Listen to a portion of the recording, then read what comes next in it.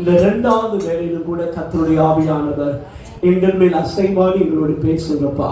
எங்களை முழுமையாக உடைய பாதத்தில் தாழ்த்தி அர்ப்பணிக்கிறோம். எங்கள் ஒவ்வொருடைய மனக்கண்களை கர்த்தர் திறப்பீராக. வேத வாக்கியங்களை அறிந்து கொள்ளும்படி எங்கள் மனதை திறந்தோம். உம்மை தரிசிக்கும்படி எங்கள் ஆவிக்குரிய கண்களை திறந்தோம். அதுக்கு தடையாக இருக்கிற எல்லா அசுத்தாவிகளை இயேசுவின் நாமத்தில் கட்டி கடிந்து அப்புறப்படுத்துகிறோம். சாத்தான் கட்டிவிட்ட கட்டில் அவிழ்க்கிறோம். இயேசுவின் நாமத்தில் அவைகளை துரத்துகிறோம். தூயாவியுடைய ஆவிக்கு எங்களை ஒப்பு கொடுக்கிறோம். நீங்க பேசுங்க, நாங்கள் கேட்கிறோம். இயேசுவின் நாமத்தில் கேட்கிறோம் நல்ல பிதாவே.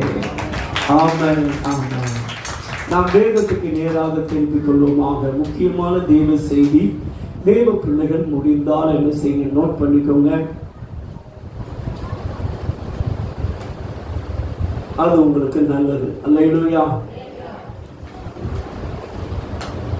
வாசிப்போமாக. எபிரேயர் எழுதின நிருபம் 13ஆம் அதிகாரம் 10ஆம் வசனத்திலிருந்து 13ஆம் வசனம் வரைக்கும். Hebrew chapter 13 verse 10 to 13. நமக்கு ஒரு பலிபீடம் உண்டு, நமக்கு ஒரு பலிபீடம் உண்டு, அதற்குரியவைகளை புசிக்கிறதற்கு கூடாரத்தில் ஆராதனை செய்கிறவர்களுக்கு அதிகாரம் இல்லை. அதற்குரியவைகளை புசிக்கிறதற்கு கூடாரத்தில் உள்ளவர்களுக்கு அதிகாரம் இல்லை என்றால் எந்த மிருகங்களுடைய இரத்தம் பாவங்கள் நிமித்தமாக பரிசுத்த ஸ்தலத்திற்குள் பிரதான ஆசாரியனாலே கொண்டு வரப்படுகிறதோ அந்த மிருகங்களின் உடல்கள் பாளையத்திற்கு புறம்பே சுத்தரிக்கப்படும். அந்தபடியே இயேசுவும் தம்முடைய சொந்த இரத்தத்தினாலே ஜனங்களை பரிசுத்தம் செய்யும்படியாக நகர வாசலுக்கு புறம்பே பாடுபட்டார். ஆகையால் நாம் அவருடைய நிந்தையை வந்து பாளையத்துக்கு புறம்பே அவரிடத்திற்கு புறப்பட்டு போக கடவோம். இந்த நாள்ல நாம் ஆவியான தாசியோடு தியானிக்க போகிற தேவனுடைய வார்த்தை என்னவென்றால், இயேசு ஏன் நமக்காக மரித்தார். அதைத்தான் நாம் இன்றைக்கு ஆவியான தாசியோடு என்ன செய்ய போகிறோம், தியானிக்க போகிறோம். நிறைய காரியம் சொல்லலாம், ஆனா ஒரு காரியத்தை தான் நம்ம இப்பொழுது பார்க்க போகிறோம். முதலாவதாக நம்மளை பரிசுத்தப்படுத்துவதற்காகத்தான் இயேசு கிறிஸ்து சிலுவையில் என்ன செய்தார் தெரியுமா, மரித்தார். அல்லேலூயா. வேதம் சொல்லுகிறது, அந்தபடியே இயேசுவும் தம்முடைய சொந்த இரத்தத்தினாலே ஜனத்தை பரிசுத்தம் செய்யும்படியாக நகர வாசலுக்கு புறம்பே என்ன செய்தாராம், பாடுபட்டார். பழைய ஏற்பாட்டு காலத்துல பிரதான ஆசாரியன் என்ன செய்வான் என்றால், வருடத்திற்கு ஒரு முறை பாவ நிவாரண பலி. என்ன பலிங்க? பாவ நிவாரண பலி. லேவியராகமம் 16ஆம் அதிகாரத்துல 1 நீங்க வாசித்து பார்த்தீங்க அப்படின்னா அந்த பாவ நிவாரண பலியை கொடுத்து பார்க்க முடியும். இந்த பாவ நிவாரண பலியின் போது உலகம் எங்கிலும் இருக்கிற யூதர்கள் எருசலேமில் இருக்கிற தேவாலயத்துக்கு என்ன செய்ய வேண்டும், வர வேண்டும். ஆனா இவங்க இருந்த காலம் ஆசரிப்பு கூடாரம் இருந்த காலம்.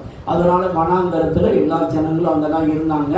ஆனா வருஷத்துக்கு ஒருக்கா என்ன செய்தார்கள் என்றால், பாவ நிவாரண பலி அந்த வருடம் முழுவதும் மனிதன் செய்த பாவத்திற்கு தக்கதாக ஒவ்வொரு மனிதனும் வசதி படைத்தவர்கள், ஏழைகள், இவர்களுக்கு தகுந்தால் போல் 2 புறா குஞ்சுகள் அல்லது 2 ஆடுகள் அல்லது 2 காளைகளை என்ன செய்ய வேண்டும், ஒவ்வொரு நபரும் கொண்டு வர வேண்டும். அது பிரதான ஆசாரியனிடத்தில் அது கொடுக்கப்படும். அப்பொழுது கொடுக்கப்படும் பொழுது அந்த ஒரு ஆட்டின் மேலே அவனுடைய கைகளும் ஆசானுடைய கைகளும் வைக்கப்பட்டு அவன் அந்த வருடம் முழுவதும் செய்த பாவங்கள் அறிக்கை பண்ணப்படும். என்ன செய்யப்படும்? அறிக்கை பண்ணப்படும். ஒரு ஆடு பலி செலுத்தப்படும். ஒரு ஆடு போக்காடாக என்ன செய்யப்படும், விடப்படும். இந்த பலி செலுத்தப்படுகிறதான ஆடோ காளையோ அது என்ன செய்யப்படும் என்றால், பாளையத்துக்கு புறம்பே கொண்டு சென்று சுட்டரிக்கப்படும். என்ன செய்யப்படுங்க? சுட்டரிக்கப்படும். இது எதற்கு அடையாளமா இருக்கிறது என்றால், ஆண்டவராகிய இயேசு கிறிஸ்துவும் எருசலேமில் பல பாடுகளை பட்டு ஊருக்கு அவுட்டர்ல தான் கொல்கதா மலையிலே கபாசஸ்தலம் என்று சொல்லக்கூடிய அந்த இடத்துல இயேசு உங்களுக்காக எனக்காக நிந்தையை ஏற்றுக்கொண்டு தம்முடைய சொந்த இரத்தத்தை சிந்தினார். அல்லேலூயா. அதற்கு அடையாளமாய் காணப்படுகிறது. வாசிங்கள் பார்க்கலாம். 16ஆம் அதிகாரத்தில் 27ஆம் வசனத்தை வாசிங்க பார்க்கலாம். லேவியராகமம் 16:27. பரிசுத்த ஸ்தலத்துக்குள் ரத்தம் கொண்டு வரப்பட்ட பாவ நிவர்த்திக்கென்று பரிசுத்த ஸ்தலத்துக்குள் ரத்தம் கொண்டு வரப்பட்ட பாவ நிவாரண பலியாகிய காளையையும், பாவ நிவாரண பலியாகிய காளையையும், பாவ நிவாரண பலியாகிய வெள்ளாட்டு கடாவையும், பாவ நிவாரண பலியாகிய வெள்ளாட்டு கடாக்களையும் பாளையத்துக்கு புறம்பே கொண்டு போய் அவைகளின் தோலையும் மாம்சத்தையும் சாணியையும் அக்கினியிலே சுட்டரிக்க கடவர்கள். எதில் சுட்டரிக்க கடவர்கள்? அக்கினியில் சுட்டரிக்கப்படுதல் என்பது எதற்கு அடையாளம்னா நியாயம் தீர்க்கப்படுதலுக்கு அடையாளம். எதுக்கு அடையாளமா இருக்குங்க? அப்ப இயேசு கிறிஸ்து நம்முடைய அக்கிரமங்களை தன்மையில என்ன செய்தார் தெரியுமா? ஏற்றுக்கொண்டார். ஏசாயா தீர்க்கதரிசன புஸ்தகம் 53ஆம் அதிகாரத்தில் பாருங்க, 6ஆம் வசனத்திலிருந்து வாசிங்க பார்க்கலாம்.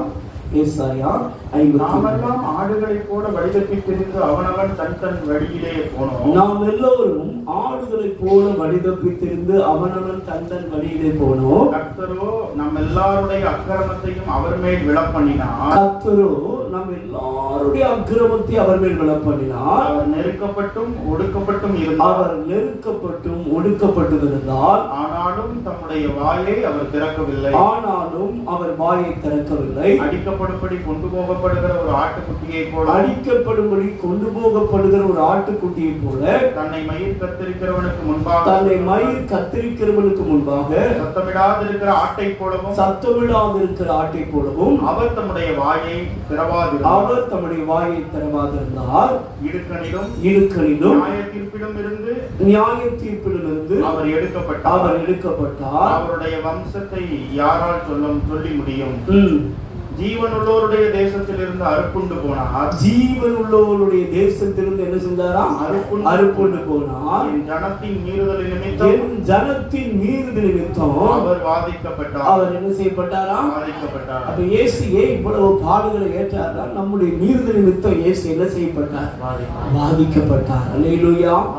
அடுத்து வாசிங்க பார்க்கலாம். துன்மார்க்கரோடே அவருடைய பிரேதக்குழியை நியமித்தார்கள். துன்மார்க்கரோடே அவருடைய பிரேதக்குழியை நியமித்தார்கள். ஆனாலும் அவர் மரித்தபோது ஐஸ்வர்யவானோடு இருந்தார். இயேசு கிறிஸ்து வந்து மரிக்கும் பொழுது பாத்தீங்கன்னா கல்லர் நடுவில் என்ன செய்தார்? மரிக்கிறாரு. ஆனா அவர் மரித்து பாதாளத்துக்கு போனார். எங்க போனாருங்க? பழைய ஏற்பாட்டு காலத்துல பாத்தீங்கன்னா 4 வித பாதாளம் இருக்குது. என்ன பாதாளம் இருக்குங்க? 4 வித பாதாளம் இருக்கு. அதுல கீழ் பாதாளம், மேல் பாதாளம்னு ஒண்ணு இருக்குது.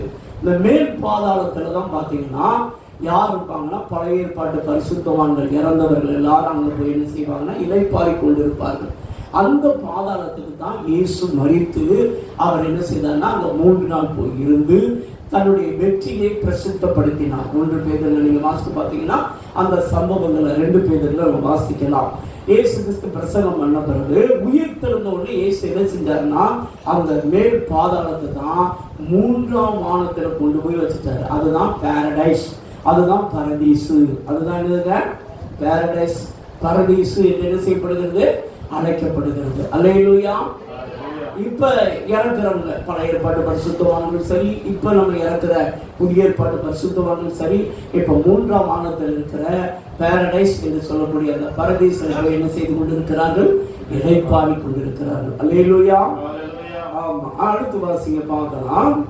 அவர் கொடுமை செய்யவில்லை, அவர் வாயில் வஞ்சனை இருந்ததுமில்லை. கர்த்தரோ அவரை நொறுக்க சித்தமாகி அவரை பாடுகளுக்கு உட்படுத்தினார். நொறுக்கு சித்தமாகி பாடுகளுக்கு உட்படுத்தினார். அவருடைய ஆத்மா தன்னை குற்ற நிவாரண பலியாக ஒப்பு கொடுக்கும் போது பாருங்க, அந்த குற்ற நிவாரண பலினா அதான் பாவ நிவாரண பலி. என்ன நிவாரண பலிங்க? பாவ நிவாரண பலி. ஆனா குற்ற நிவாரண பலியாக ஒப்பு கொடுக்கும் போது அவர் தமது சந்ததியை கண்டு நீடித்த நாளாய் இருப்பார். கர்த்தருக்கு சித்தமானது அவர் கையினால் வாய்க்கும். அல்லேலூயா. கடைசி வசனத்தை வாசிங்க. அவர் தமது ஆத்ம வருத்தத்தின் வரனை கண்டு திருப்தியாவார். என் தாசனாகிய நீதிபரர் தம்மை பற்றும் அறிவினால் அநேகரை நீதிமான்கள் ஆக்குவார். அவர்களுடைய அக்கிரமங்களை தாமே சுமந்து கொள்வார். அவருடைய அக்கிரமங்களை தாமே என்ன செய்வாராம்? சுமந்து கொள்வார். அவர் தம்முடைய ஆத்மாவை மரணத்தில் ஊற்றி அக்கிரமக்காரரில் ஒருவராக எண்ணப்பட்டு அநேகருடைய பாவத்தை தாமே சுமந்து அக்கிரமக்காரருக்காக வேண்டிக் கொண்டது நிமித்தம் அநேகரை அவருக்கு பங்கா கொடுப்பேன். பலவான்களை அவர் தமக்கு கொள்ளையாக பங்கிட்டுக் கொள்வார். அல்லேலூயா. அப்ப பாருங்க, குற்ற நிவாரண பலியாக, பாவ நிவாரண பலியாக பழைய ஏற்பாட்டு காலத்துல ஒவ்வொருடைய வசதிக்கு தகுந்தால் போல் புறாவோ ஆடோ காளையோ என்ன செய்யப்பட்டது? பலி செலுத்தப்பட்டது. அதனுடைய ஒரு ஆடு அல்லது ஒரு காலை போக்காடாக என்ன செய்யப்படும். அடுத்தது என்ன செய்யப்படும்னா பலி செலுத்தி அந்த ரத்தத்தை என்ன செய்வாங்கன்னா 7 முறை தெளிப்பாங்க. அந்த மனிதர்கள் மேல அந்த மகா பரிசுத்த ஸ்தலத்துல கொண்டு போய் என்ன செய்வாங்கன்னா தெளிப்பாங்க. என்ன செய்வாங்க? அந்த ரத்தத்தை தெளிக்கும் பொழுதுதான் அவங்களுடைய பாவங்கள் என்ன செய்யப்படும், மன்னிக்கப்படும். ரத்தம் தெளிக்கப்படலை அப்படின்னா பாவங்கள் என்ன செய்யப்படாது, மன்னிக்கப்படாது. இயேசுவும் கூட பாத்தீங்கன்னா அவர் தம்முடைய ரத்தத்தை என்ன செஞ்சாருன்னா உங்களுக்காக எனக்காக என்ன செய்தார்னா சிந்தினார். 7 முறை இயேசுவும் ரத்தத்தை என்ன செஞ்சிருக்காருன்னா சிந்திருக்கார். எத்தனை முறைங்க? 7 முறை இயேசு கிறிஸ்து பாத்தீங்கன்னா அவர் சிலுவையில ரத்தம் சிந்தினதை நம்ம வேதத்தில் என்ன செய்யணும்னா பார்க்க முடியும். இந்த ரத்தம் சிந்துதலினால உங்களுக்கு எனக்கு என்ன நடக்குது அப்படின்னு கேட்டீங்கன்னா பாவம் என்ன செய்யப்படுகிறது, மன்னிக்கப்படுகிறது. அல்லேலூயா.